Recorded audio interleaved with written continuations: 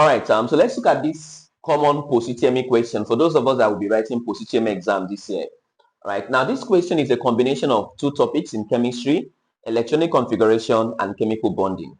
Okay, now let's see how to solve this. The question says an element X has electronic configuration of 1s2, 2s2, 2p5, and Y has with electronic configuration of 1s2, 2s2, 2p6, and 3s2.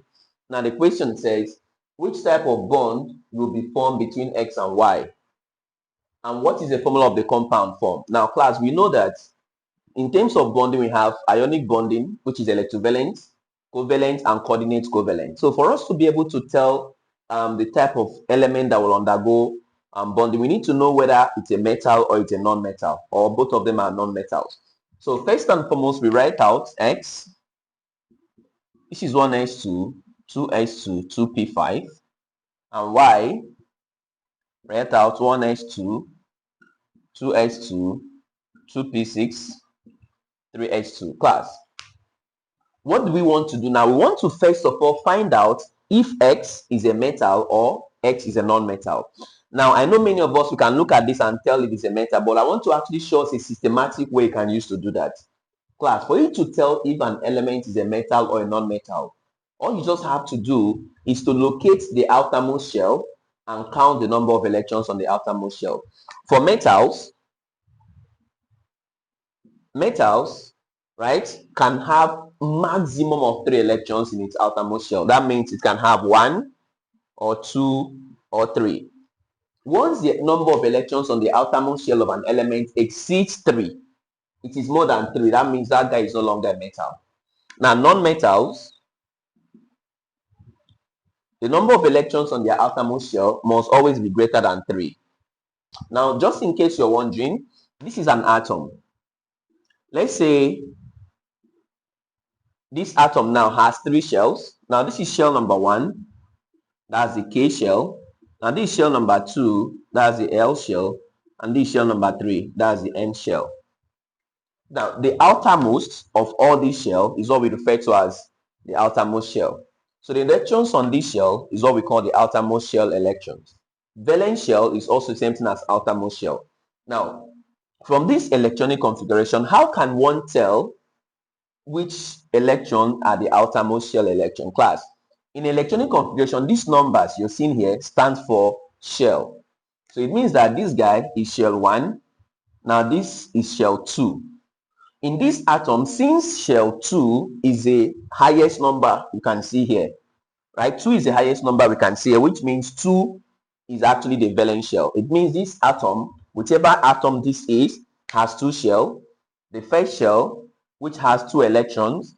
The second shell, which has combination of 2 plus 5. So this guy has 7 electrons on the outermost shell.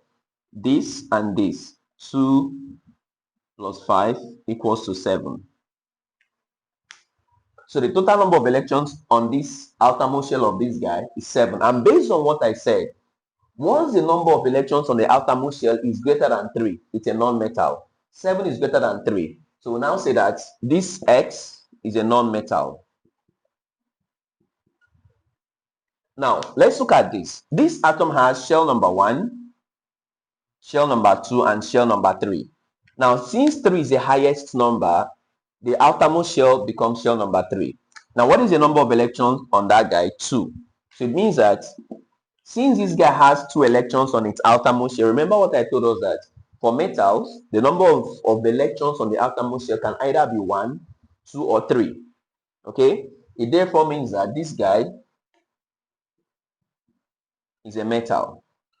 So, if metal and non-metal combines, the type of bonding between metals and non-metal, type of bonding equals to ionic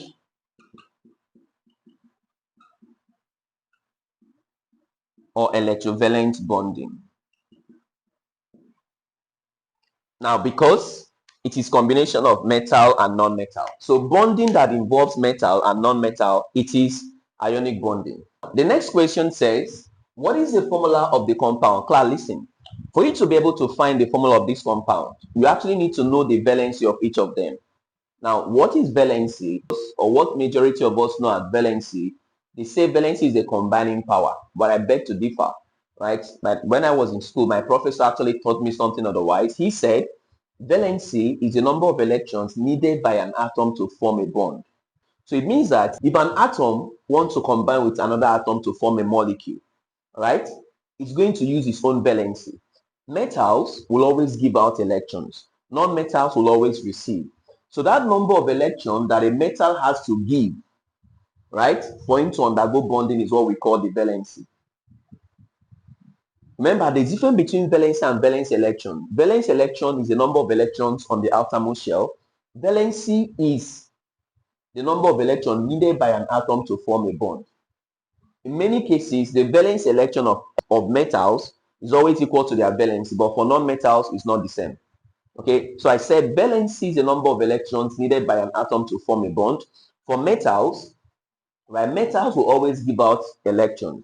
So how many electrons will metal give out? That is the number of electrons on the outermost shell of metal that will be given out. So I'll come here, I'll say the metal is Y. The number of electrons this guy will give out during bonding will be 2. But since it is giving out, you put a plus here. Now, for X is a non-metal. Non-metal do not give out. Non-metal receives. Right? Now look up, class. Look at this structure. Look at this electronic configuration. The total number of electrons on the outermost shell is 7. Class is 7. The maximum number of electrons that can be on the outermost shell at this level, right, is 8. That is what we call the octet rule. Every atom undergoes bonding because they want to actually attain the noble gas configuration. So what is noble gas configuration? It says that aside from helium, every other element in the noble gas group will actually have 8 electrons. So every atom wants to have 8 electrons on the outermost shell. This guy already have 7. So it needs just 1 more electron. So you put 1. But since it is receiving that electron, you put minus. So the valency of this Y is plus 2. The valency of X is minus 1. Now for me to form the compound, you now interchange. Y comes to 1, X goes to 2. This now becomes, class, metal is always written first before a non-metal. Metal is always written first. So you now say Y, just ignore the sign, Y1, X2. But we know that 1 is not always shown. So this becomes the compound, this becomes the formula of that.